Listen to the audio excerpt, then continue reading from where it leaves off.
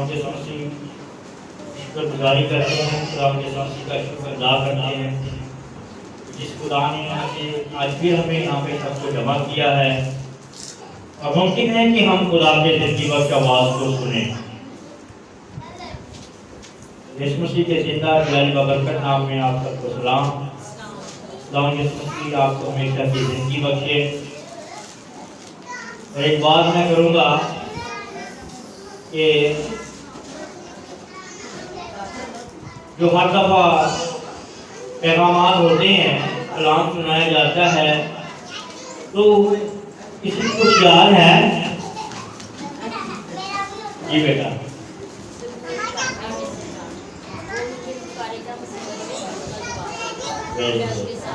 बहुत और कोई बात ये नहीं है कि तौबा कर ली है, बपतिस्मा ले लिया है, गैर ज़बान बोल ली है, वो ठीक है, खुदा ने दे दी है। चर्च में आए हैं या में गिरजे में आए हैं, प्रशिश की है, कलाम सुना, चंदा डाला और वो गए, फिर तू कौन और मैं कौन। बात ये है कि उस कलाम को जिंदगी के अंदर रखना, उसको अपनी जिंदगी में रखना। तो पिछले जो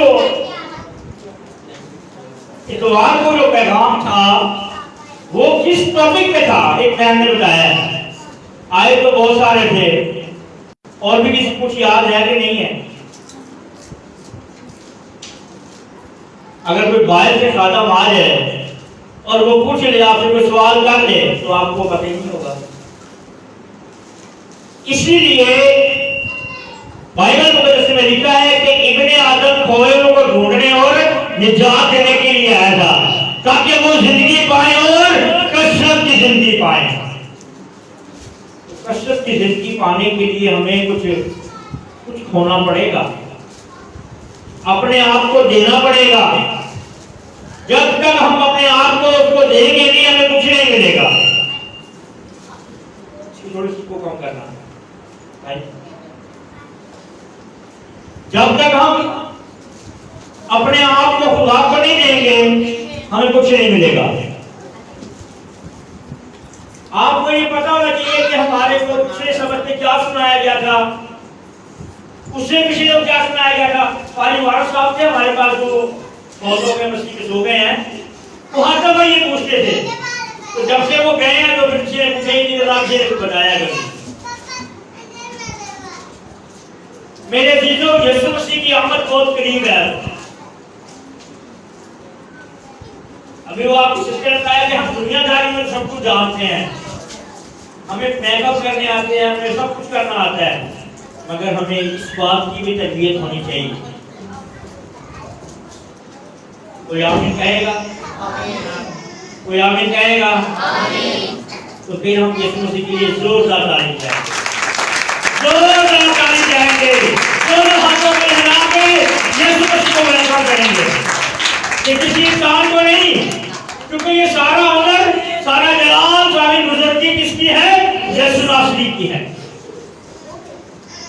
जिसने आज हमें जिंदों की जमीन पे रखा है। जिंदा आवाज सुनते हैं, मुर्दे आवाज नहीं सुनते, और वो मुर्दे आवाज सुनेंगे जो मसीह में सो गए हैं।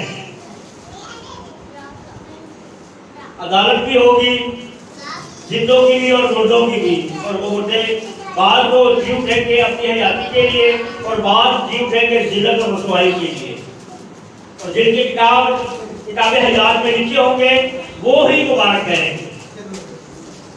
हमें ये नहीं करना कि बपतिस्मा लेके खत्म, आगे कमाल की तरफ बढ़ते जाना है। क्या करना है? आगे कमाल की तरफ बढ़ते जाना है। सो खुदावंद आपको बरकत दे, सलामती बख्शे। इसीलिए कहा जाता है कि अपने ज़हनों को, हमारे काम, हमारी बातें सारा दिन नहीं मुकनी। पहले सारा दिन बैठ के बातें करती रहती हैं, कपड़े भी धोती रहेंगी, बातें भी करती रहेंगी। भाई सारा दिन बैठे रहेंगे, 5 साल चलाएंगे, सीधे भी करेंगे, बातें करते रहेंगे। मगर ये 2 घंटे जो है ये हम अपने खुदा को दिए पूरे दिल के साथ। जब बुजुर्ग लिखता है है ज़बूर 9 के अंदर, पूरे दिल के साथ, पूरी जान के साथ, पूरी ताकत के साथ अपने खुदावंद को पुकारो। तो जब हम पूरे दिल के साथ, पूरे ज़हन के साथ उसको याद करेंगे तो फिर हमारा खुदावंद बरकत। Hallelujah, hallelujah, hallelujah. ये इसीलिए बार-बार कहा जाता है कि तुम्हारे ज़हन किसी और तरफ नहीं बल्कि खुदा के कलाम की तरफ है। अब ये बच्चा सलास बहुत जोर से रो रहा था, परेशान कर रहा था, तो मैं यहाँ बैठे बैठे दुआ कर रहा था खुदावंद के आगे कि खुदावंद ये भी एक मजलिस का मंसूबा है कि वो कलाम ना सुने, वो खुदा की आवाज़ को ना सुने। तो मैं खुदा से दुआ कर रहा था और डांट रहा था, तो यीशु मसीह के हुक्म से वो बच्चा बैठ गया आराम से और उसने खुदा की अपने दुआ शुरू की, तो फिर वो बाद में खेलने में लग गया और वो चीज़ जो जाती रही। आज वही बात है कि जैसे भाई ने गीत गाया, नजर रुमाल होवे दुआ से पहुंचते होते हैं। तो आए मेरे साथ देखिए खुदा की कलाम से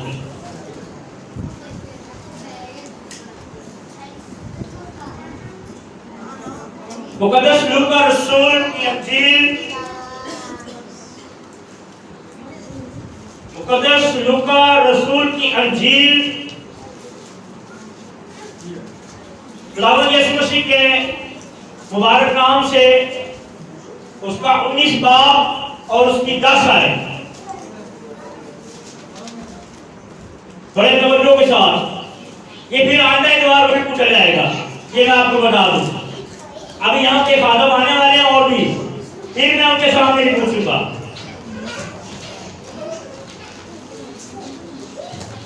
लूका रसूल की अंजील उसका 10 बाब और उसकी 19 बाब और 10 आयत, और इसके बाद मुकद्दस यूहन्ना रसूल की अंजील उसका 17 बाब और उसकी पहली 3 आयतें। मुकद्दस यूहन्ना रसूल और उसका 17 बाब और उसकी पहली 3 आयतें। यिर्मयाह नबी पहला बाब उसकी 4 और 5 आयत। मुकद्दस यूहन्ना आरब का विकास हुआ जो खुदावंद यीशु मसीह का उस पे नाज़िल हुआ, पहला बाब और 16 और 17 आयत।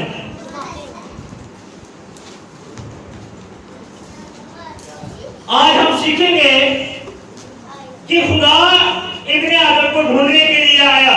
हमारा टॉपिक क्या है? इब्ने आदम खोए को ढूंढने और निजात देने के लिए आया। ना वो किसी कौम के लिए, ना किसी कबीले के लिए, ना किसी उम्मत के लिए, बल्कि वो सबों के लिए आया। मसीह ये ना जाने कि साढ़े लिए आया, क्रिश्चियन बिरादरी ये ना जाने कि ये हमारे लिए है।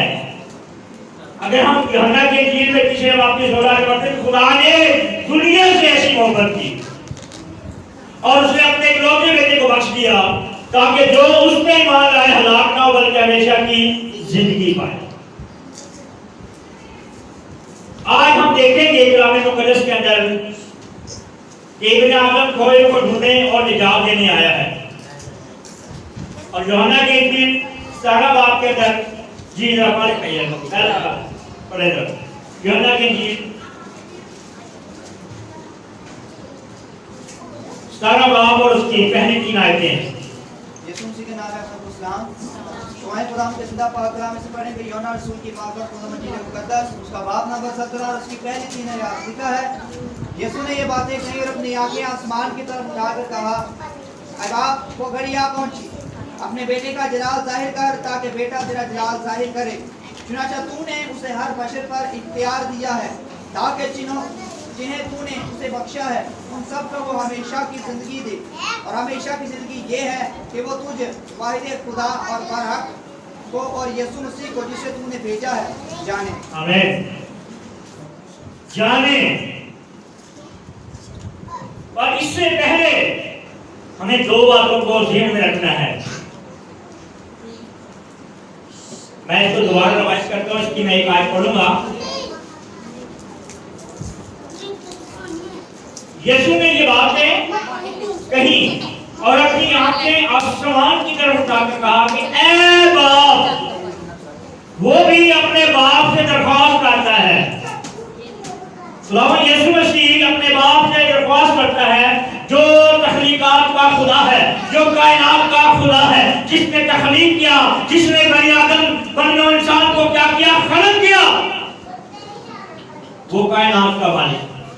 ये कायनात उसकी है। इससे पहले कि आसमान और जमीन रहा और उसकी रूह क्या करती थी, पानियों पर जुबल करती थी।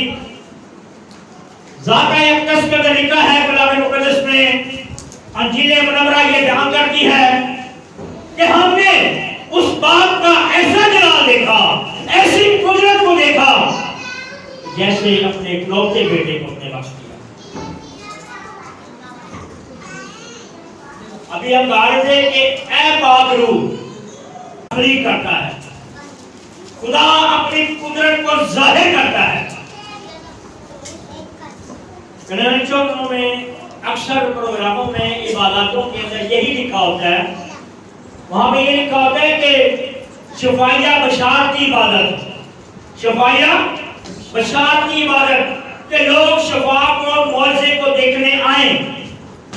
तो मौजा कौन करता है, किस इख्तियार से करता है, ये उसकी मर्जी है। ये मेरे खुदा यीशु मसीह की मर्जी है कि वो अपने जलाल को जाहिर करे, ताकि मेरा जलाल, जिसने से कहा कि बात वो घड़ी आ पहुंची कि वो अपने बेटे का क्या करेगा, जलाल जाहिर करे। और जलाल उस वक्त जाहिर होता है और रूह कुद्दस उस वक्त काम करता है कि जब दोनों ज़हन मुत्तफिक हो जाएं, दुआ करने वाला और दुआ कराने वाला भी,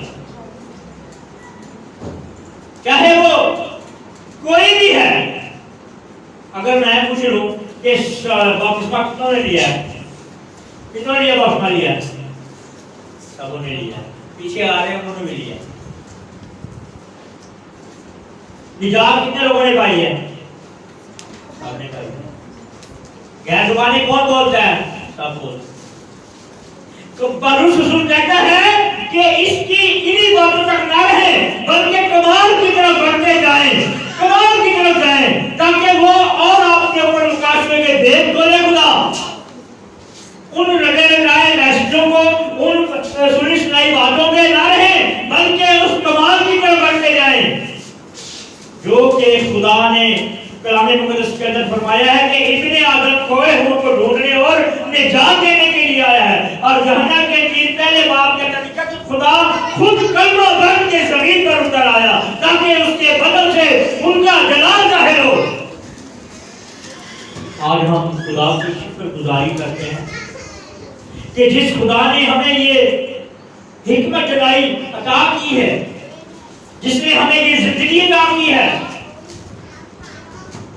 मैं आपको तफसील एक सुनाता हूं।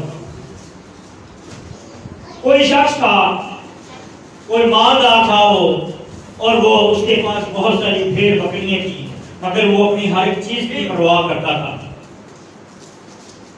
और उसने नौकर रखा हुआ था, और वो नौकर जो था उसको उसने भेजा कि जा इनको चला के ला, क्योंकि वो नौकर था। नौकर जो होता है वो तनख्वाह की हद तक होता है कि उसने अपना टाइम पूरा किया, उसकी ड्यूटी टाइम खत्म हुआ और वो चला गया।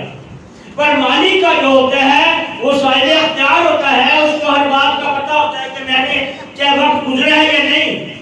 जिस तरह तमोथियस को पौलुस कहता है कि मुस्तैद है, वक्त बेवक्त हर वक्त तैयार है।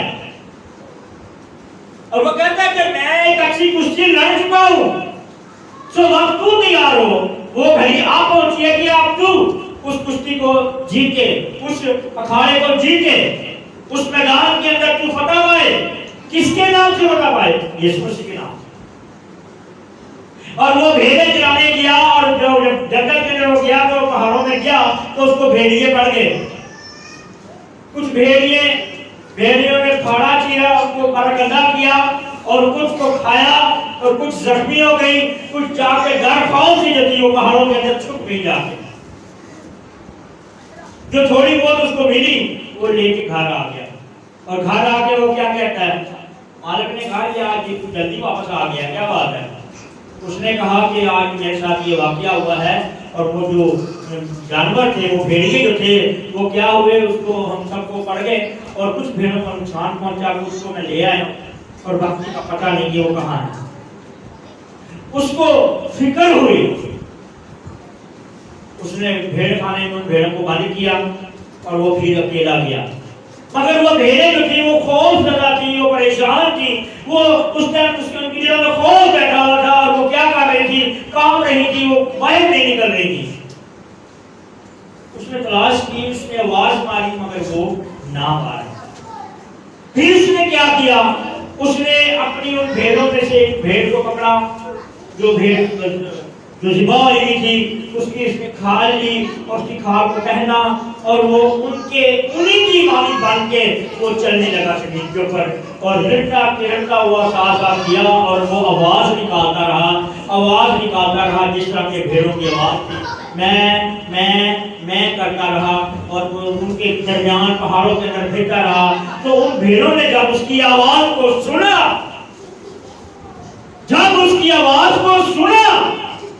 तो उन्होंने अपने दिलों में, अपने ज़हनों में सोचा कि हमारे में से कोई भेड़ बाहर आई है। जब उन्होंने देखा तो वाकई वो भेड़ की मालिक था और वो उसने उसको पहना हुआ था और वो देखा तो उसको देख के वो दूसरी भी जो थी वो बाहर निकल आई और जब वो बाहर निकल आई तो तमाम भेड़ों के साथ अगर उसने कहा मैं खड़ा हो गया तो ये फिर डर के खौफजदा होकर भाग जाएगी और वो उनके साथ ही अपनी आवाज के साथ ही वो चलता रहा और उन्हीं के साथ चल चल के आवाज निकालता रहा और उसको अपने भेड़ खाना में वो वापस ले गया और वापस ले जाकर उसने उन तमाम भेड़ों में उनको शरीक किया, उनकी मरम्मती की। तो कलाम मुक़द्दस में लिखा है कि इब्ने आदम खोए को ढूंढने आए, निजात देने आया है। पहले ढूंढो तुम उसकी बादशाही, तो फिर ये सब चीजें तुमको इनाम में मिलती जाएंगी।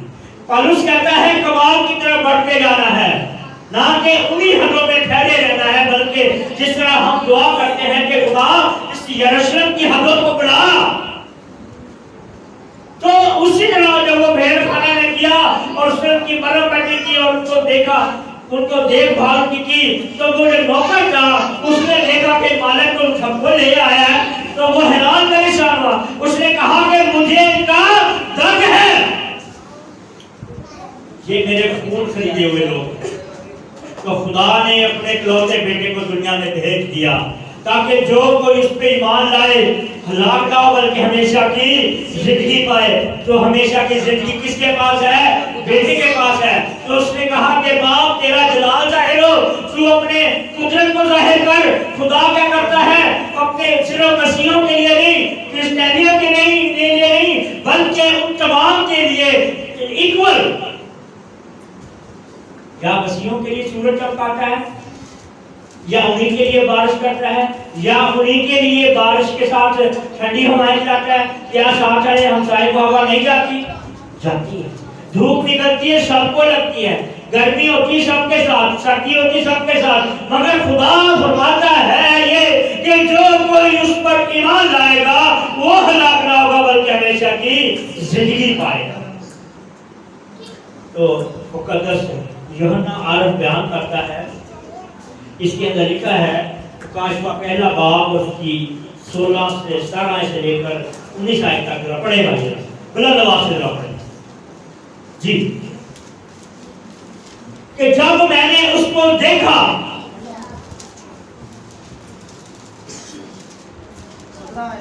जी, जब मैंने उसे देखा तो उसके पांव में मुर्दा सा गिर पड़ा और उसने ये कहकर मुझ पर अपना दाहिना हाथ रखा कि खौफ ना कर, मैं अव्वल और आखिर और जिंदा हूँ।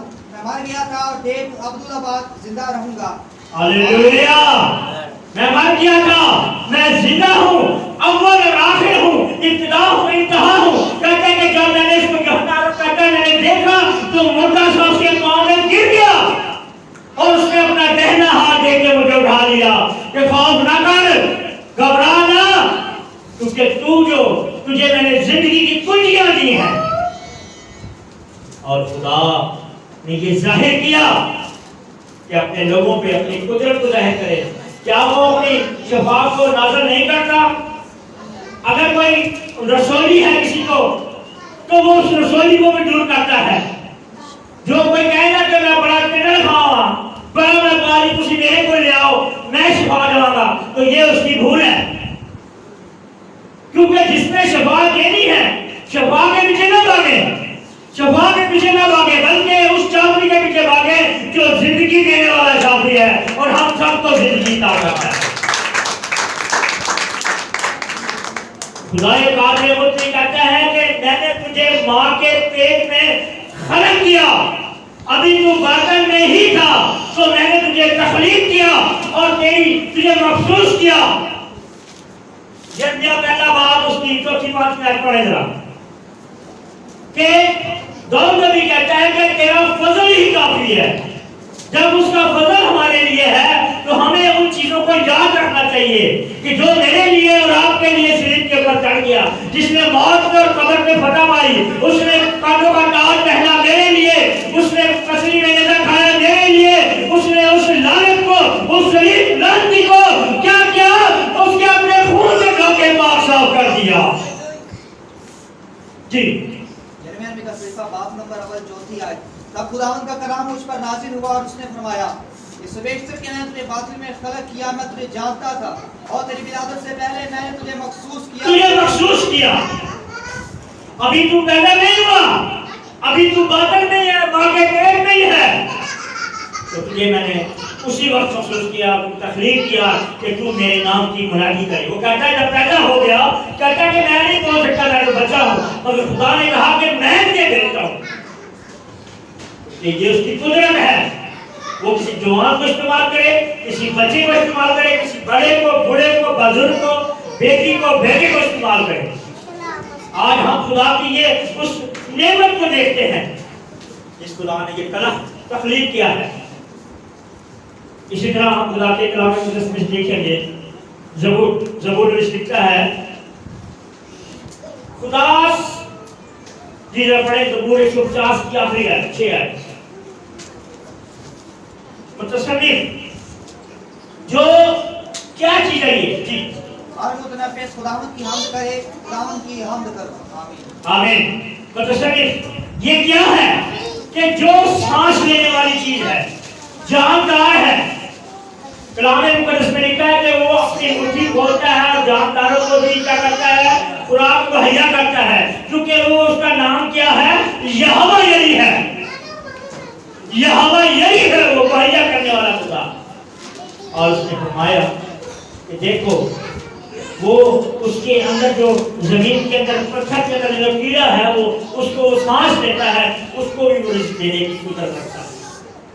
शेर का बच्चा भूखा होता है तो वो आसमान की तरफ करके मुंह फाड़ता है, और कुत्ता या बघियार भूखा है तो वो आसमान की तरफ मुंह फाड़ता है, और चिड़िंद परिंद जो है वो भी इस बात में उसकी परस्तिश करते हैं, उसकी सताइश करते हैं, और क्या करते हैं, ना वो बोलते हैं ना वो काटते हैं, क्योंकि वो बनी आदम इसलिए दुनिया में आया ताकि वो जिंदगी पाए और कसरत की जिंदगी पाए। मेरा और आपका मसीहा उनको भी रिज़्क़ देता है। दानियल नबी के पास, दानियल को जब शेरों की मांग में डाला गया, जब वो शेरों की मांग में डाला गया तो वो खुदा से दुआ कर रहा था, उस शेर ने भी अपने मुंह को मोड़ लिया, उसने कहा कि जिसकी तू इबादत करता है हम भी उसी खुदा को मानते हैं, तू भी उसी खुदा को मानता है, और वो खुदा क्या है, तख्लीक़ात का खुदा। तो शेरों ने अपना मुंह मोड़ लिया, शेरों ने अपना मुंह मोड़ लिया था, तो इसीलिए फरमाया गया है यूहन्ना के लिए पहले बाब की पहली आयत के अंदर, जरा पढ़े सिस्टर पढ़े जरा जी, जरा सिस्टर पढ़े यूहन्ना के इंजील पहला बाब और उसकी पहली 4 आयतें हैं। बोलो लो आसिरा, कोई चीज उसके बगैर पैदा नहीं हुई, कोई चीज उसके बगैर पैदा नहीं हुई, उसके नाम की खातिर।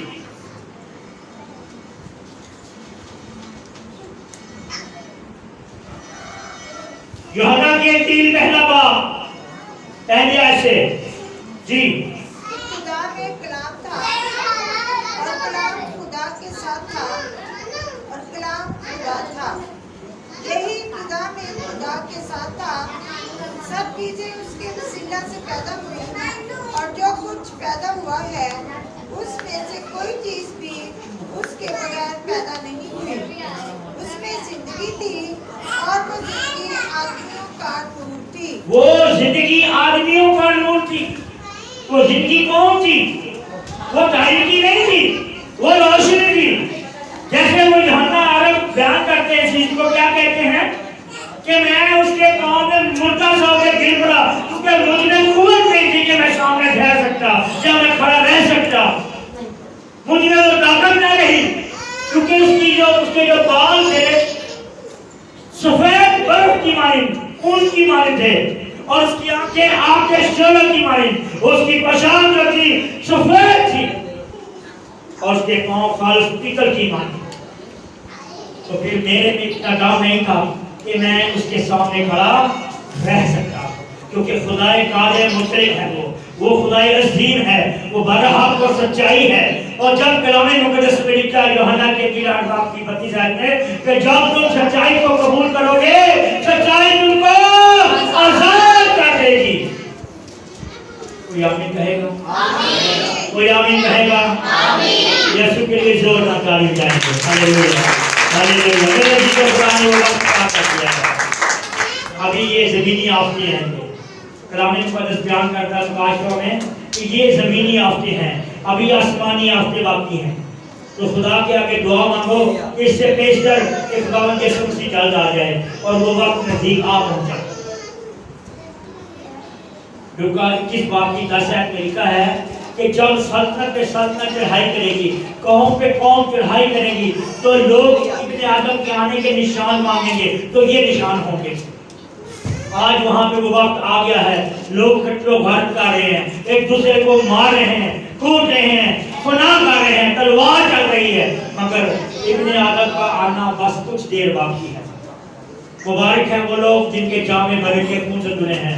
मुबारक तेरे कादे सब रहने वाले, सना उना की तेरे मुंह में सदा है, क्योंकि हर सनफ जो है, हर सांस लेने वाला जानदार जो है, वो उसकी तारीफ करता है, क्योंकि वो चिड़िया ना बोती हैं, ना काटती हैं, ना उनको कोई एड आती कहीं से, ना उनको कोई पैसा मिलता है, ना उनके बैंक बैलेंस है, मगर खुदा उनको भी रिज़्क़ देता है। देता है कि नहीं देता? देता है कि नहीं देता? देता है कि नहीं देता? क्योंकि उसने वादा किया है, उसने वादा किया है, तुम उसे मांग तो मैं तेरा मुंह अपने कलाम से भरूंगा। मगर लिखा कलाम मुक़द्दस में पहले ढूंढो उसकी बादशाही, तो यीशु के तुम्हें इनाम में मिलती है। हालेलुया। तो मेरा खुदा और आपका खुदा मसीह ये फरमाता है कि हमें खुदा के उस वक्त आने का इंतजार करना है और उसके ऊपर कायम रहना है, ईमान रखना है। ईमान तो शायद भी रखते हैं, मगर तुम्हारा और हमारा ईमान ऐसा होना चाहिए, ऐसा ईमान होना चाहिए कि वो कहाँ से भी कहे तो वो सिर्फ के जवाब दूर लगेंगे। तो मेरे अजीजों, खुदा ने आज हमें वो वक्त अता कर दिया है और हमें उस वक्त को गनीमत जानना है, क्योंकि लिखा कलाम मुक़द्दस के अंदर दिन बुरे हैं और वक्त करीब है। उस वक्त को क्या जानो? गनीमत जानो। जब हम वक्त को गनीमत जान लेंगे तो हमारा खुदा यीशु मसीह का भी आना बहुत करीब है। हम चाहते हैं कि हम उसका उड़ के हवा में इस्तेमाल करें। कितने लोग चाहते हैं कि हम उड़ के हवा में इस्तेमाल करें? दोनों आप लोगों ने लाभ कहें। हम सादा सा कलाम सुनाते हैं, सादी सादी बातें करते हैं, क्योंकि खुदा हमारा अजीब बशीर है। क्योंकि यीशु मसीह को जब ये मुकर्रम का हिस्से ने आके ये पैगाम दिया था कि तू उसका नाम यीशु रखना, क्योंकि वही तुम्हारे गुनाहों से तुम्हें खुलासी बख्शेगा, वही तुम्हें निजात देगा। जिस तरह हमने हमारा जो टॉपिक है वो यही था कि इब्ने आदम खोए को ढूंढने और निजात देने के लिए आया है। तो आज हमें निजात किससे पानी है? यीशु मसीह से। तो यीशु मसीह के लिए जोरदार ताली बजाइए। यीशु के नाम से आमीन।